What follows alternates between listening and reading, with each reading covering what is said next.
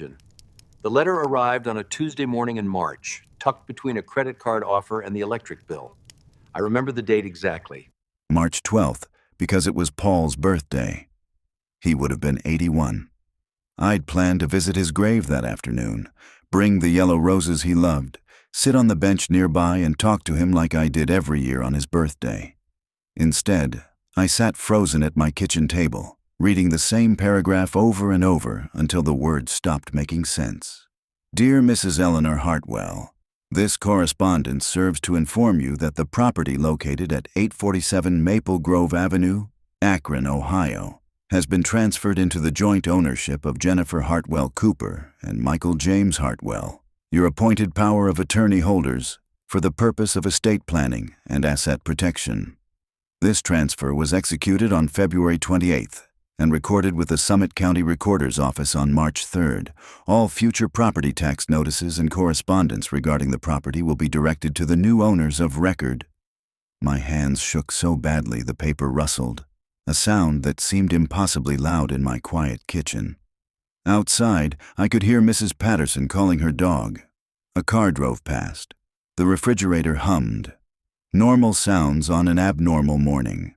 I was 74 years old, had lived in this house for 33 years, and according to this letter from Morrison & Associates, estate planning attorneys, it no longer belonged to me.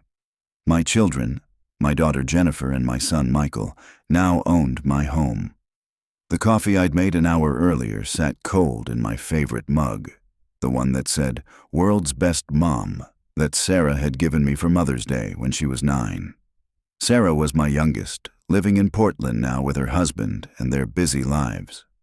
We talked every few weeks, warm conversations that never lasted long enough. She hadn't been involved in whatever this was. I was certain of that. But Jennifer and Michael? I stared at their names in the letter's formal text, trying to reconcile these legal strangers with the children I'd raised. Jennifer, 46 now, who used to crawl into bed with me during thunderstorms until she was 12. Michael, 43, who'd cried so hard at his father's funeral he'd made himself sick. When had they become people who would take my house? I stood up, walked to the living room, touched the walls as if testing their solidity. The wallpaper Paul and I had hung in 1995, yellow with tiny white flowers that he'd said looked like a grandmother's house.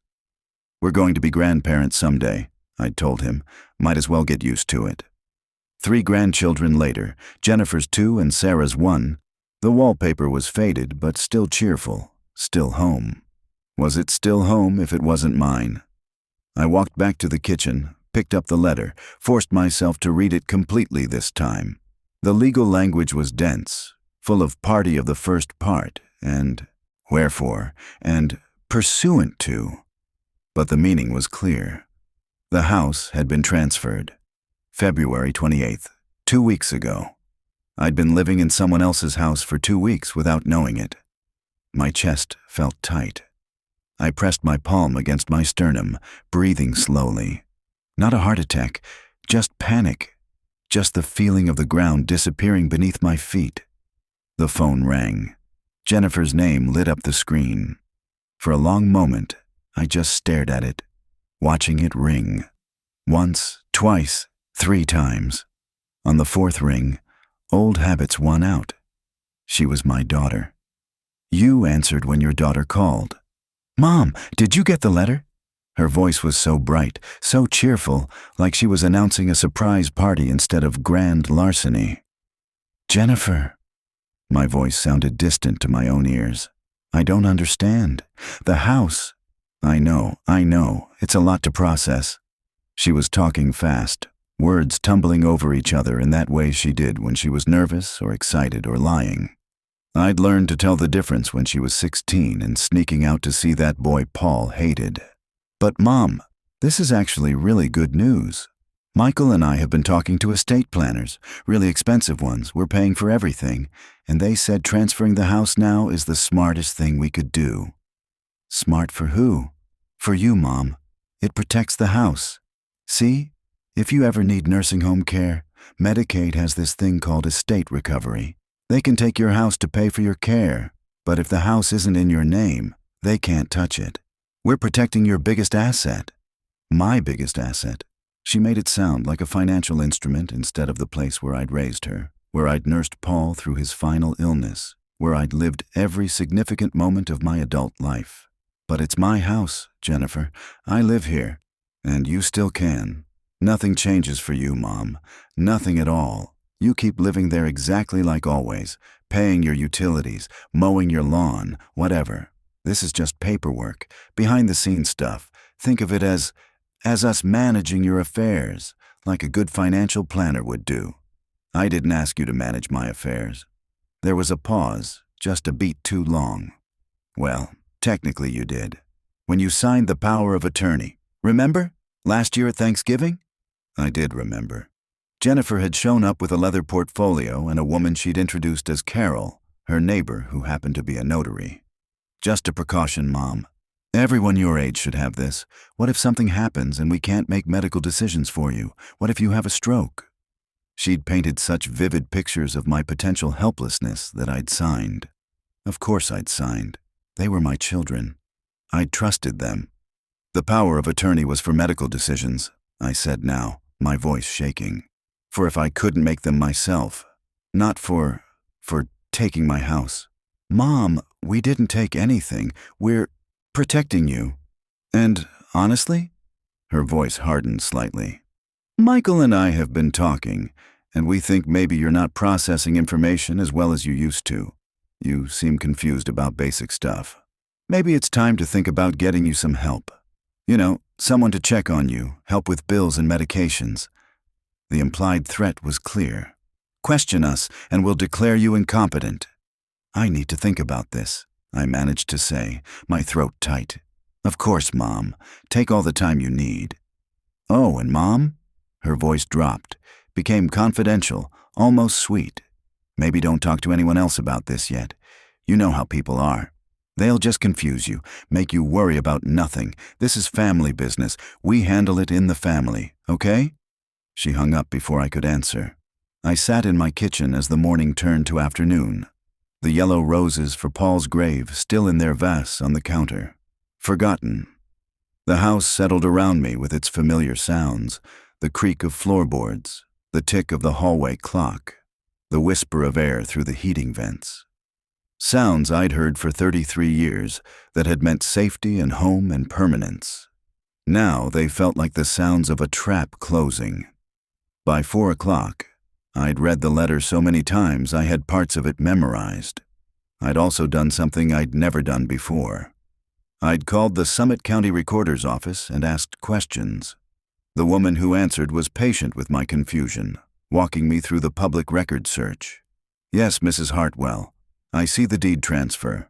Recorded on March 3rd. Grantor, Eleanor Hartwell. Grantees, Jennifer Hartwell Cooper and Michael James Hartwell. The property is now owned jointly by them with right of survivorship. Right of survivorship, I repeated numbly. It means when one of them dies, the other automatically gets their share. You're not listed as an owner at all anymore. Would you like me to email you a copy of the recorded deed? I said yes, gave her my email address, hung up, and sat staring at my computer screen until the email arrived. There it was, my signature on a deed I didn't remember signing. A notary stamp from someone named Robert Fielding. The date, February 27th. A day I'd spent entirely alone, working in my garden, watching Jeopardy, eating leftover chicken soup for dinner. I stared at the signature. It looked like mine, but wasn't quite right.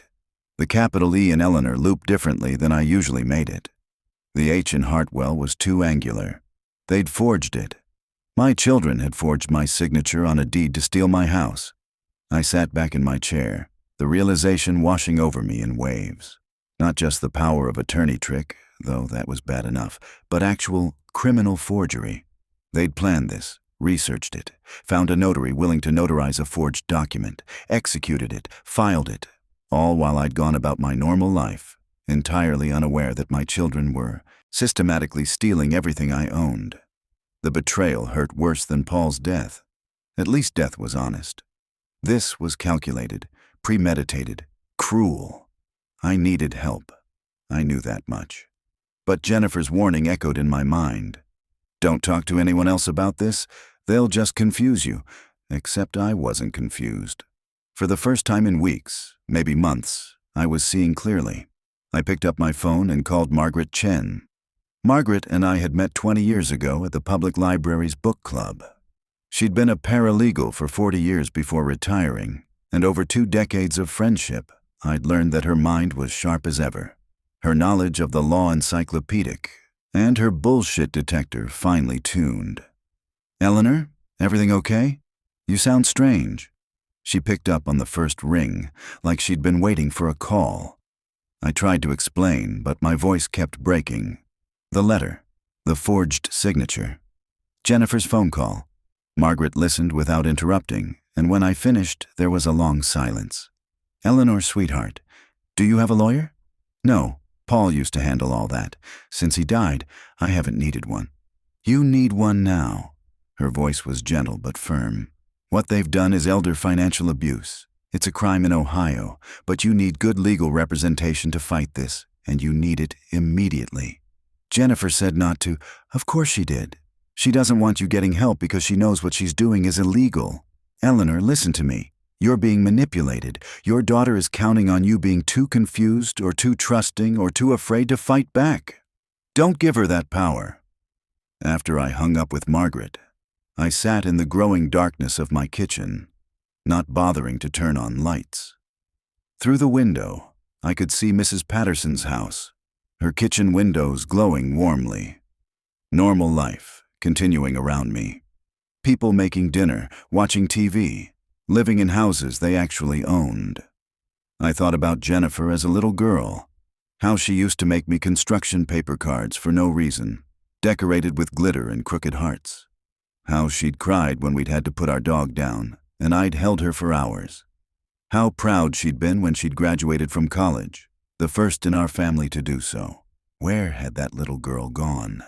When had she become this person who could look me in the eye and lie, who could steal from her own mother and call it protection? Margaret called back an hour later. "I talked to David Chen. He's an elder law attorney I worked with years ago, one of the best. He'll see you tomorrow morning at 10. His office is on Main Street across from the courthouse. Don't be late." "Margaret, I don't know if I can afford—" "Eleanor, stop. This is your house, your life. Find the money. Rob your pension if you have to. This is worth it." That night, I lay in bed, in my bedroom, in what used to be my house, and couldn't sleep. I kept thinking about something Paul used to say. You find out who people really are when there's money involved. He'd been cynical about people, my Paul, product of a hard childhood, of parents who'd fought over every penny. I'd always been more optimistic, believing in the fundamental goodness of people, especially family. Turned out Paul was right. David Chen's office was in an old building with creaky floors and high ceilings, the kind of place that should have felt intimidating but instead felt solid, real. His receptionist, a kind-faced woman in her 60s, smiled when I gave my name. "Mrs. Hartwell, Mr. Chen's expecting you. Can I get you coffee? Tea?" I accepted tea, grateful for something to do with my hands as I waited. David Chen came out to greet me himself. He was younger than I'd expected, maybe mid-50s, with gray threaded through dark hair and eyes that looked like they'd seen too much sadness. His handshake was firm, warm. "Mrs. Hartwell, thank you for coming in. Margaret speaks very highly of you."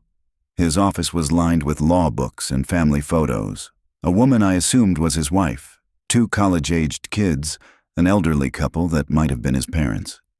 The personal touches made me relax slightly. "Tell me everything," he said, pulling out a legal pad. "Start from the beginning." I did. The power of attorney signing at Thanksgiving, the letter, the forged signature on the deed, Jennifer's phone call and her barely veiled threats about my competency. Michael's silence, always Jennifer's enabler, never her opposition. Sarah, 3,000 miles away, and innocent of all this. David took notes, occasionally asking clarifying questions. His face remained professionally neutral, but I saw his jaw tighten when I described the forged signature. When I finished, he sat back in his chair. Mrs. Hartwell, I'm not going to sugarcoat this. What your children did is illegal on multiple levels: forgery, fraud, elder financial abuse.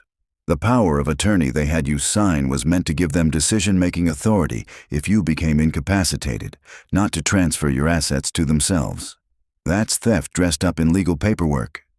Can we get my house back? We're going to try, but I need to be honest with you about what this means. We'll need to file a lawsuit to void the deed transfer and restore the property to your name. We'll also need to file an abuse report with Adult Protective Services. This will destroy your relationship with Jennifer and Michael, assuming there's anything left to destroy. I thought about that. My relationship with my children, or what I'd thought was my relationship with them. The birthday cards, the occasional Sunday dinners, the brief phone calls where Jennifer talked about her kids and I listened, grateful for whatever contact she'd allow. Was any of that real? Or had I been nothing but a financial resource to them, an asset to be managed and eventually liquidated? There's nothing left to destroy, I said. They already did that when they stole my house. David nodded slowly. Okay, then here's what we do. First, I need copies of every document: the power of attorney, the deed, any emails or texts from Jennifer or Michael. Second, we file the lawsuit immediately. The longer the transfer stands, the harder it becomes to reverse. Third, we need to document your mental competency.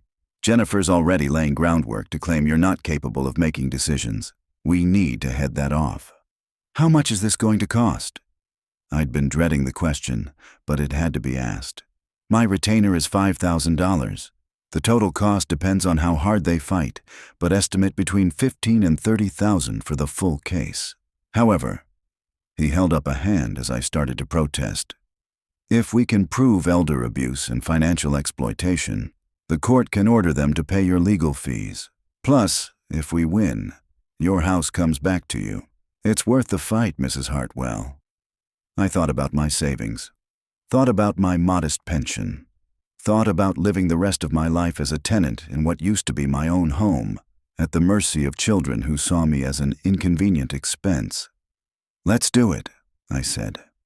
The lawsuit was filed on March 20th, 8 days after I'd received that first letter. David moved fast, filing both a civil suit to void the deed transfer and complaints with Adult Protective Services and the Summit County Prosecutor's Office. The reaction was immediate and ugly. Michael called first, his voice shaking. "Mom, what are you doing? Jennifer's devastated. She's crying. We were trying to help you and now you're suing us? Michael, you stole my house." "We didn't steal anything. Dad, tell her." I could hear Jennifer in the background, her voice sharp. "Tell her she's being manipulated by lawyers who just want her money." "I want my house back, Michael. It's still your house. You're still living there. This is just paperwork." "Then put it back in my name." Silence. "Michael, it's not that simple, Mom. There are tax implications. We've made financial decisions based on the asset transfer. We can't just undo it." Financial decisions. The careful phrasing told me everything. They'd already done something with my house. Borrowed against it. Used it as collateral. Something. "What financial decisions?" I asked. He hung up. Jennifer didn't call. Instead, I received a cease and desist letter from her lawyer, claiming I was harassing her and demanding I stop all contact. The irony would have been funny if it wasn't so painful. Then came the home visit from Adult Protective Services. Lisa Torres arrived on a Thursday afternoon, a patient-looking woman in her 40s with kind eyes and a no-nonsense manner. She sat in my living room, notepad in hand, asking questions. "Mrs. Hartwell, tell me about your typical day." I walked her through it. Wake at 6:30. Coffee and newspaper. Morning chores. Laundry, dishes, whatever needed doing. Lunch, usually soup or a sandwich. Afternoon activities. Reading, gardening in good weather, errands as needed. Dinner, television. Bed by 10. "Do you manage your own medications?" "I take blood pressure medication and a vitamin. I set them out every morning and take them with breakfast. I've never missed a dose." "Do you pay your own bills?" "Yes. I write checks the old-fashioned way." My pension and Social Security are direct deposited, and I transfer what I need to checking each month. I've been doing this for 50 years. She asked about my memory, my relationships, my health. I answered honestly. Yes, I sometimes forgot words. Yes, my knees hurt when it rained. No, I'd never been diagnosed with dementia or any cognitive impairment. My last physical in January had shown me healthy for my age. Slightly high blood pressure, well controlled with medication, and that was it. Mrs. Hartwell, do you understand what your children did? They stole my house using a power of attorney I signed in good faith and a forged deed. Yes, I understand perfectly. She smiled slightly. I can see that. I'll be honest, I've seen a lot of cases like this. Adult children who convince themselves they're helping when really they're helping themselves. You seem completely competent to me, but I'll still need you to take a cognitive assessment. It's standard procedure, and it'll help your case if your daughter tries to claim incompetency. The cognitive assessment took an hour, administered by a psychologist named Dr. Harrison at Lisa's office. Memory tests, problem-solving questions, current events knowledge. At the end, Dr. Harrison smiled. Mrs. Hartwell, your scores are well within normal range for your age. Actually, they're better than normal. Your memory is excellent, your reasoning intact, your judgment sound. If your daughter's lawyer tries to claim you're incompetent, this evaluation will shut that down immediately. Meanwhile, David Chen's investigators were busy. Discovery and lawsuits, I learned, meant both sides had to share information. David subpoenaed Jennifer and Michael's financial records, their phone records, their emails. What he found painted a damning picture. 6 months before the power of attorney signing, Jennifer had sent Michael an email. Mom's house is worth at least $200K. If we can get it transferred now, we can borrow against it and she'll never know. By the time she figures it out, it'll be too late to reverse. Michael's response. Are you sure this is legal? Jennifer. I talked to an estate planner. As long as we use the POA for asset protection, it's technically allowed. And if Mom questions it, we just say we're protecting her from Medicaid estate recovery. She won't understand the difference. There were more emails. Jennifer researching home equity lines of credit.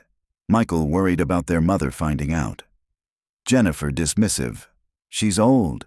She won't fight. Even if she does, who's she going to get to help her? She can't afford a good lawyer. Reading those emails, sitting in David's office, I felt something in me break. Not my heart. That had broken when I'd first realized what they'd done. This was something else. Some last vestige of maternal hope, the belief that somewhere deep down, my children still loved me. They didn't. They loved my money. David's investigators found more. 3 weeks after the deed transfer, Jennifer and Michael had taken out a home equity line of credit on my house, $150,000, borrowed against the property's value.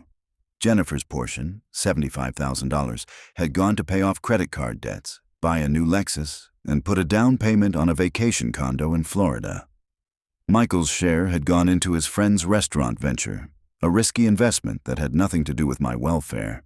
They sold your house without selling it, David explained, spreading the documents across his conference table. They borrowed against its value while leaving you to live there and pay all the expenses, property taxes, insurance, maintenance. Legally, you're now a tenant in a house you used to own, while they profit from it. Can we prove they forged my signature? We have a handwriting expert who'll testify that the signature on the deed doesn't match your known signatures. We have proof you were home alone the day the notarization supposedly happened. And we have these emails proving premeditation. Yes, Mrs. Hartwell, we can prove it. The case went to trial in September, 6 months after that first letter. 6 months during which I'd lived in my house, my former house, feeling like a ghost in my own life. Those 6 months had been strange. I'd continued my normal routines, grocery shopping on Wednesdays, garden club on Thursdays, Sunday service at the Presbyterian Church, where Paul and I had been married. But everything felt different, tainted by the knowledge that I was living in limbo, that the ground beneath my feet might disappear at any moment. People noticed something was wrong. Margaret, of course, knew everything. But others, the cashier at the grocery store who asked why I looked so tired, the other garden club members who commented that I seemed distracted. They didn't know the full story. I'd tell them I was dealing with some family difficulties, and they'd nod sympathetically and change the subject, because nobody really wants to hear about other people's problems. Mrs. Patterson next door had knocked on my door one evening in July, bringing a casserole. "Eleanor, I don't mean to pry, but I saw some official-looking people at your house last month, and you just seem so worried lately. Is everything okay?" I'd invited her in, made tea, and told her an abbreviated version of the story. Her face had gone from concern to shock to fury. "Your own children? Eleanor, that's monstrous." It was the first time anyone outside my immediate circle had said it so, bluntly, and hearing it from someone else made it more real somehow. Not just my interpretation or my lawyer's perspective, but an objective truth. What my children had done was monstrous. Mrs. Patterson had hugged me before she left. "You fight this. Don't you dare let them get away with it." The support had helped, but it hadn't eased the grinding anxiety that woke me up at 3 a.m., wondering what would happen if I lost, if the judge decided that the deed transfer was legal, if I ended up truly homeless at 74. David had tried to reassure me. "We have a strong case.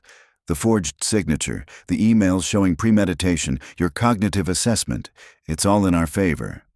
But strong case wasn't the same as certainty, and I'd spent those 6 months suspended between hope and despair. During that time, David's investigators had kept digging, and what they found had made the betrayal even worse. In addition to the forged deed and the home equity line of credit, they'd discovered something else. A consultation between Jennifer and a Medicaid planning attorney named Richard Stromberg, dated March of the previous year, a full 8 months before she'd had me sign the power of attorney.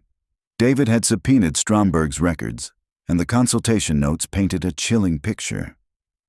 Client inquired about methods to protect mother's primary residence from Medicaid estate recovery. The notes read, "Mother is 73, currently healthy, but client anticipates potential need for nursing home care within 5-10 years. Client wants to ensure house remains available as inheritance for herself and brother." The notes continued, "Advised client that transferring property out of mother's name at least 5 years before Medicaid application would protect asset from recovery. Discussed using power of attorney to facilitate transfer. Warned client that transfer must be genuinely for mother's benefit, not just to preserve inheritance.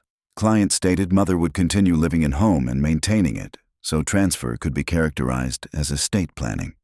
So Jennifer had been planning this for nearly a year before the Thanksgiving power of attorney signing. She'd researched it, consulted an attorney, worked out every detail. She'd known exactly what she was doing, known it was morally wrong, even if technically legal, and she'd done it anyway. The 5-year timeline was particularly damning. Medicaid had a 5-year look-back period, meaning they examined any asset transfers made in the 5 years before someone applied for benefits. By transferring my house now, Jennifer was starting that clock, ensuring that when I eventually needed nursing home care, if I needed it, the house would be safe from Medicaid estate recovery. Safe for her, not for me. Because here was the thing. If all my assets were in Jennifer and Michael's names and I needed nursing home care, I'd have to go on Medicaid. I wouldn't qualify for private pay because I wouldn't own anything. I'd end up in a Medicaid facility. The cheapest option, the bare minimum care, while my children lived in comfort financed by my stolen house. "This is the piece that makes it truly evil," David had said when he'd shown me the consultation notes. "She wasn't just stealing your house, she was planning your future poverty. She was ensuring that you'd have no resources when you were most vulnerable." I'd sat in his office, reading those notes, and felt something shift inside me. Up until that moment, part of me had clung to the hope that maybe Jennifer had convinced herself she was helping me, that maybe she'd rationalized the theft as protecting family assets. But no, this was calculated, cold. She'd planned for me to end up on Medicaid, in a state-funded facility, while she kept my house. "I want this in the trial," I told David. "I want the judge to know exactly what she planned." Now, in September, sitting in the courtroom, I watched Jennifer and Michael across the aisle. Jennifer and Michael had hired Lawrence Michaels, a lawyer who charged $500 an hour and specialized in defending the indefensible. He was smooth, polished, the kind of man who could make theft sound like charity. He wore expensive suits and spoke in measured tones, and I could see why Jennifer had chosen him. He projected an aura of respectability that might make a judge overlook the ugly facts underneath. I wore my best dress to court, the navy one I'd bought for Paul's funeral and worn to every significant event since. Jennifer was there in an expensive cream pantsuit, her hair perfect, her makeup flawless. She looked like a successful professional woman, not someone who'd systematically robbed her elderly mother. I wondered if that was intentional. The professional appearance, the composed demeanor, all calculated to make her seem trustworthy, competent, the kind of person who would never commit fraud. Michael looked uncomfortable in his ill-fitting suit, kept pulling at his collar, wouldn't meet my eyes. He'd always been the weaker of the two, following Jennifer's lead even when he knew it was wrong. Part of me pitied him. The rest of me remembered that he'd cashed his share of the stolen money just as eagerly as Jennifer had. David called me to the stand first. The witness box felt exposed, elevated slightly so everyone in the courtroom could see me. I put my hand on the Bible, swore to tell the truth, and sat down, trying to keep my hand steady. "Mrs. Hartwell," David began, his voice gentle but clear, "did you ever give your children permission to transfer your house into their names?" "No, never." "Did you sign a deed transferring the property to Jennifer Hartwell Cooper and Michael Hartwell?" "No. I signed a power of attorney at Jennifer's request, but she told me it was only for medical decisions if I became incapacitated. I never signed anything else. The deed filed with the Summit County Recorder bears a signature, purporting to be yours. Can you explain that?" "It's a forgery. That's not my signature." "How can you be certain?" I'd practiced this answer with David. "I've signed legal documents all my adult life, the mortgage on my house, loan papers, my late husband's estate paperwork. I know how I sign my name. The E in Eleanor loops in a specific way. The H in Hartwell has a particular slant. That signature on the deed looks similar, but it's not mine." On cross-examination, Michaels tried to make me seem confused, his questions designed to suggest I was a forgetful old woman who couldn't be trusted to remember her own actions. "Mrs. Hartwell, you're 74 years old, correct?" "Yes." "And at 74, it's fair to say your memory might not be what it once was." "My memory is fine." "But surely you forget things sometimes. Everyone does at our age." "I forget where I put my reading glasses sometimes. I don't forget signing over the deed to my house." "Isn't it possible you simply don't recall signing the deed? That perhaps it happened during a stressful time and your memory has—" "No." I met his eyes directly. "I know every document I've signed regarding my house. The original mortgage in 1992, the refinance in 1998 when we borrowed for Jennifer's college tuition, the mortgage payoff in 2008. I did not sign that deed. Perhaps your memory isn't as reliable as you believe. I took a cognitive assessment administered by a licensed psychologist at the request of Adult Protective Services. I scored above average for my age group. My memory is fine. What I don't remember is signing a forged document." Michaels changed tactics. "Your children claim they were trying to protect your assets from Medicaid estate recovery. I'm not on Medicaid. I don't need Medicaid.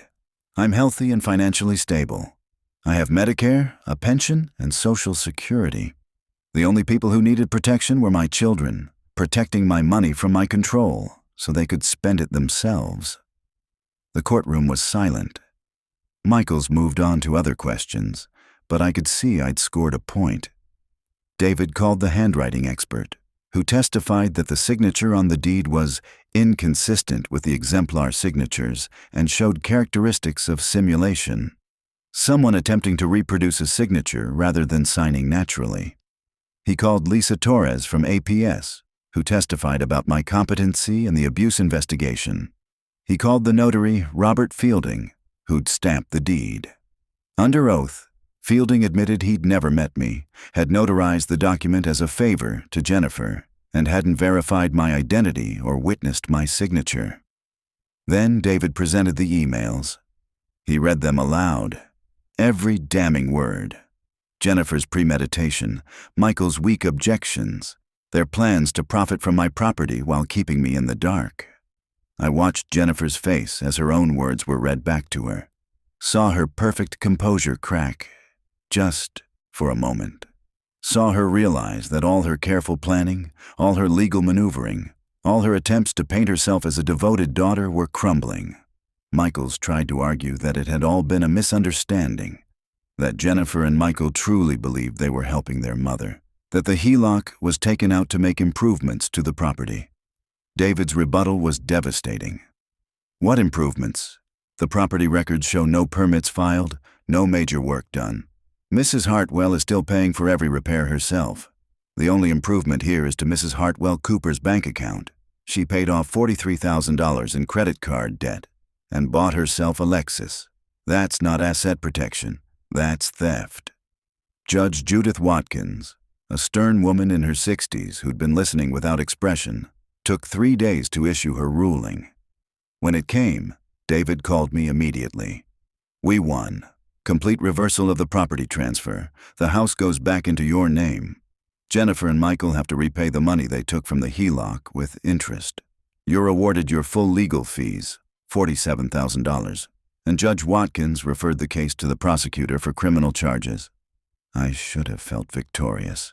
Instead, I felt hollow, empty, like I'd won a battle but lost something infinitely more valuable. They're my children, I said, for what felt like the 100th time. I know, Mrs. Hartwell. I'm sorry. The house was officially transferred back to my name in November, nearly 9 months after that first letter. Jennifer and Michael were ordered to repay the HELOC, which meant Jennifer had to sell her Lexus and her vacation condo. Michael's restaurant investment had already failed, so he had nothing to show for his theft except debt and shame. Neither of them spoke to me after the verdict. No apology, no attempt at reconciliation, just silence. The prosecutor's office decided not to file criminal charges. It's a family matter, the assistant DA told me. The civil judgment is sufficient punishment. I wasn't sure I agreed, but I was too tired to fight anymore. Sarah called from Oregon the day after the verdict, crying. Mom, I had no idea. Jennifer told me you were confused, that she was helping you with estate planning. I should have known. I should have been there. You have your own life, sweetheart. This isn't your fault. Can I come visit? Please, I need to see you. She came for Thanksgiving, bringing her husband Tom and their 6-year-old daughter Lily. We had dinner in my kitchen in my house. And for the first time in months, the house felt like home again. Lily helped me make cookies, getting flour everywhere, laughing when I told her stories about her mother as a little girl. Sarah cried when she saw Paul's garden, now overgrown because I'd been too heartbroken to tend it during the lawsuit. We'll fix it, she said. Tom and I will come back in the spring. We'll help you replant everything. Before they left, Sarah hugged me tight. Mom, I'm so sorry. I'm sorry Jennifer did this to you. I'm sorry Michael went along with it, and I'm sorry I wasn't here. You're here now, I said. That's what matters. After they left, I walked through my house with new eyes. It looked different now, knowing I'd almost lost it. Every room felt precious. The kitchen where Paul and I had shared morning coffee for 26 years. The living room where we'd watched our children grow up. The bedroom where Paul had died, holding my hand, telling me he loved me one last time. This was mine again. I'd fought for it, and I'd won. But the victory felt bittersweet. In December, I updated my will with David's help. The house would go to Sarah, with provisions for my grandchildren. Nothing for Jennifer and Michael. Are you sure? David asked gently. Sometimes people change. I'm sure, I said. Not as punishment, as protection. They've shown me who they are. I believe them. 2 days before Christmas, a card arrived in the mail. No return address, postmarked from Columbus, where Jennifer lived. Inside was a generic winter scene, a snowy forest, a deer. The printed message said, "Season's greetings. No signature, no note, nothing handwritten. I studied it for a long time, trying to find meaning in that blank space where a message should have been. Was it an apology? An olive branch? Or just Jennifer's way of maintaining plausible deniability? I sent Mom a Christmas card without actually saying anything. I put the card in a drawer and didn't respond. Christmas Day, Sarah called from Oregon. "Merry Christmas, Mom. We're thinking of you." "Merry Christmas, sweetheart." "Mom, are you okay? You sound sad." "Just thinking about Christmases past. When you were all little, when your dad was still here." "I miss him too," Sarah said softly. "But Mom, you're not alone. You have me. You have Tom and Lily. We love you." After we hung up, I sat in my living room, looking at the small tree I'd put up. A silly thing for one person, but I'd done it anyway because Paul had loved Christmas trees. The lights twinkled in the growing darkness. I thought about Jennifer and Michael, wondered what they were doing, if they thought about me at all, wondered if they regretted what they'd done or just regretted getting caught. Mostly, I thought about Paul, what he would have said about all this, how he would have reacted to his children's betrayal. "You find out who people really are when there's money involved," he'd said once. He'd been right. He'd been right about everything. It's March again, exactly 1 year since that letter arrived and turned my world inside out. I'm in my garden, Paul's garden, our garden, planting tulip bulbs for spring. My knees ache from kneeling, but it's a good ache. The kind that comes from doing meaningful work in your own space. Sarah and her family are visiting for a long weekend. Tom is fixing the loose board on the back deck that I kept meaning to repair. Lily is helping me plant bulbs, which mostly means digging holes in random places and getting dirt everywhere. "Grandma, why do we plant them now if they won't bloom until spring?" "Because good things take time, sweetie. We prepare now for beauty later." She considers this seriously, then goes back to her digging. A car slows down on the street. A silver Honda. Through the hedges, I catch a glimpse of Jennifer's profile. This is the 4th time I've seen her drive by in the past year. She never stops, never comes to the door, just drives past slowly, like she's checking to make sure I'm still here. I wonder what she's thinking, if she regrets what she did, if she misses me, if she's checking to see if I'm still alive, still in possession of the house she tried to steal. I wonder, but I don't wave. I don't call out. I just watch her drive away, then turn back to my garden, to my granddaughter, to my life. Sarah comes out with glasses of lemonade. "Mom, was that Jennifer?" "Yes." "Did you want to?" "No." I take a glass, sip it. Too sweet, but I don't say anything. Sarah tried. Some bridges burn, sweetheart. Some relationships end. Some betrayals can't be forgiven. That makes me sad. Me too. But sadness is better than being a victim in my own home. Later, after Sarah and her family have gone to bed, I sit on my back porch in the darkness, listening to the sounds of my house. The creak of boards settling, the hum of the refrigerator through the open kitchen door, the distant sound of Mrs. Patterson's wind chimes. My house, my home, the place I'd almost lost and fought to keep. Was it worth it? I ask myself the question I've asked 100 times this year. The answer is always yes. Because the alternative was spending my final years as a tenant in my own home, watching my children profit from my assets while planning to eventually put me in a Medicaid nursing facility. The alternative was accepting betrayal because confronting it was uncomfortable. The alternative was teaching my granddaughter that family love is conditional on money, that the elderly are meant to be exploited, that theft is okay if you're polite about it. So yes, it was worth it. Even though my heart breaks every time I see a photo of Jennifer as a child. Even though I wake up sometimes at 3 a.m., wondering if I could have handled it differently. Even though Christmas and Thanksgiving will never feel complete again. I'm still here, in my house, living my life on my own terms. That's what they tried to take from me. And that's what I fought to keep. And in the end, that's the only victory that matters. Inside, through the window, I can see Lily's stuffed bunny on the couch where she left it.